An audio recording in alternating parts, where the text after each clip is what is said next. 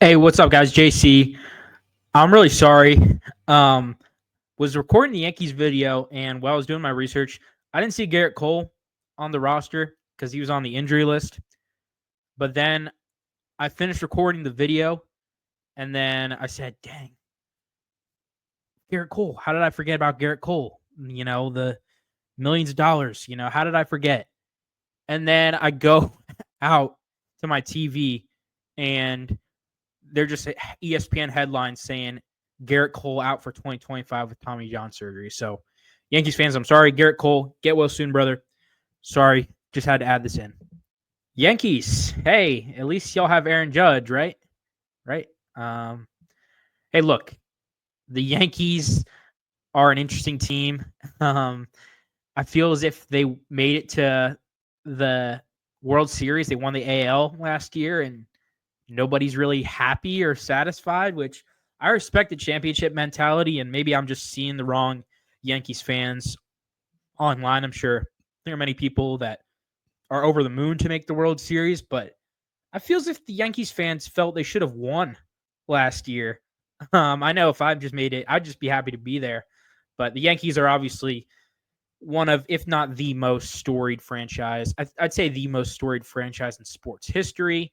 We know the history, and we have a Yankees Hall of Famer right now, the captain, Aaron Judge. Got him on the team coming off of another insane year where he won the MVP, rightfully so. I would hate to do another Judge versus Otani, debate when they're both in the AL, but luckily they're in two separate divisions. He was awesome, put up about 10 WAR, which is crazy.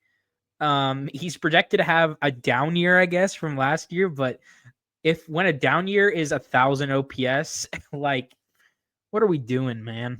Like, he is an absolute monster, one of the best players I've seen in my lifetime. I'm not going to say the best, but he's definitely top five. I'll say that he's top five best players I've seen ever. And if he keeps going at this pace, he'll be one of the greatest to ever play the game. Um, But outside of Judge, they lost Juan Soto, right? And quick note about this offseason. First of all, it wouldn't be a Yankees offseason if they didn't add and subtract pieces, if they didn't pay money, if they didn't make trades. That's just Yankees for you. They have a very active front office. They're always striving to do better, which I'm kind of taking some shots at my team. But hey, that is what it is. Market sizes, right? There's levels. But they lost Juan Soto, who was their hero last year in the ALCS against the Guardians, and one of the best players in baseball. I'm surprised they got outbid for him, to be honest. I thought they would do everything to keep him on the team, but I guess the Mets just wanted him a little bit more, and I'll be intrigued to see the Subway Series this year, Judge versus Soto. There's got to be a little bit of bad blood there. I would feel, like Yankees kind of put Soto back on track. Obviously, Soto deserved it, but it's weird that he didn't stick with them. I was pretty sure he would. But anyway, you lose Juan. There's really no winning that. But they added Cody Bellinger in a trade with the Cubs. I kind of wish they would have added Kyle Tucker because he was available on the market, but I guess they just didn't have enough prospect assets. As you see, they only have one prospect, and he's almost not a prospect. I think he's had 2 stints in the major leagues already. Jason Dominguez, the Martian, who is still the 22nd prospect, so he's still a stud with a lot of potential, but he is getting a little older. I mean, 22, not that old, but yeah, they don't have a very deep farm system from what I can tell. Not a lot of top prospects coming up. Definitely not like some of these other teams. So they lose Soto, get Bellinger. So definitely not even, but a little bit to soften the blow, I suppose. They signed Max Fried to a deal that I think they overpaid for. I think an 8-year big money deal for a pitcher is kind of difficult for me to fathom, but hey, they got the money, so and Max Fried is a all-star pitcher. So that'll be good for them. They also got Devin Williams to shore up that bullpen. Obviously, as a Reds fan, I'm happy to have Devin Williams out of the division. He's incredible. He's awesome. And he can wear a beard for the first time. Shout out Steinbrenner for changing the facial hair policy, I guess. I'm not sure how Yankees fans feel about that, but I'm kind of indifferent. I'm not a Yankees fan. But they got Paul Goldschmidt, who's reeling a little bit. I was surprised they didn't try for another first baseman because they were playing Ben Rice there a lot last year. And shout out Ben Rice, no shade, but I don't think that's going to cut it.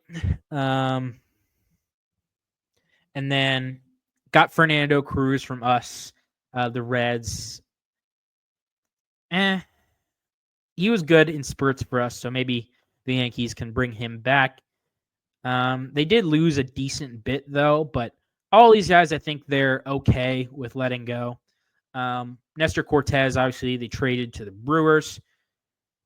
I think his surprisingly good year last year, but I feel as if his time with the Yankees had kind of run its course a little bit. There was a lot of frustrations between him and the Yankees last year, him and Aaron Boone, and then he gets Freddie Freeman in the World Series.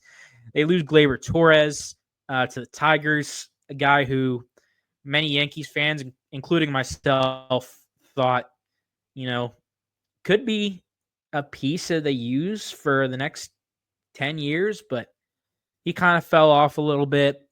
But good luck to him. And then they lose Clay Holmes to the Mets, so the Mets kind of beat the Yankees. I'd say this offseason. Tommy Kahnle's gone, and Alex Verdugo is still unsigned. Yeah, so the Yankees, obviously, both Fangraphs and us think they're going to take a step back. But the question is, we know that Judge is going to pop off.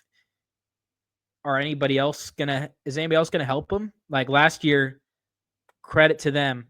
They were guys that stepped up in the postseason and helped out Aaron Judge to make that World Series run. And it certainly can happen again this year. But the question is, who's going to do it, right? Well, we've listed 3 names here who all have shots to do it. Cody Bellinger, obviously, former MVP. Also had a really good year 2 years ago with the Cubs. You just don't know. He's very, very inconsistent. You don't know what you're going to get from him. But hopefully now being back in a huge market, he can kind of find some of that early Dodgers magic. Volpe, he's going to be their shortstop for a long time. He's not Derek Jeter. I repeat, he's not Derek Jeter. It feels if Yankees just have a standard for their shortstops, which is Derek Jeter because he played there for so long. Especially like Yankees fans my age. But Volpe, he's good. And then Jazz Chisholm, obviously looking for a good year from him. Another guy who's been inconsistent throughout his career, but he can mash. And then Max Fried and Devin Williams. Talk about Jason Dominguez. Nobody's really coming to save the Yankees, so they kind of have to get this thing done. Maybe try to do things through trade, but they need to start developing some prospects.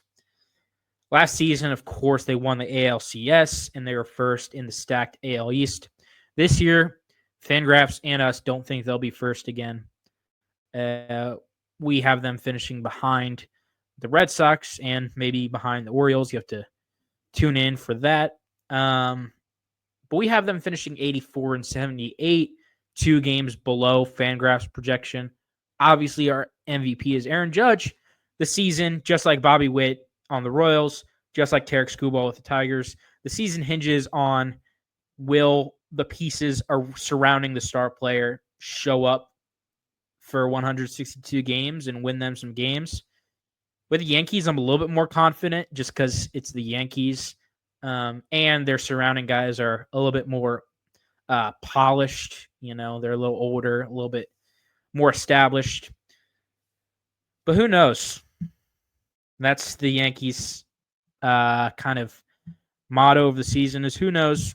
We'll get Judge, and Hopefully he can carry us 80% of the way, and we just got to get the extra 20%. So, Yankees fans, good luck this season.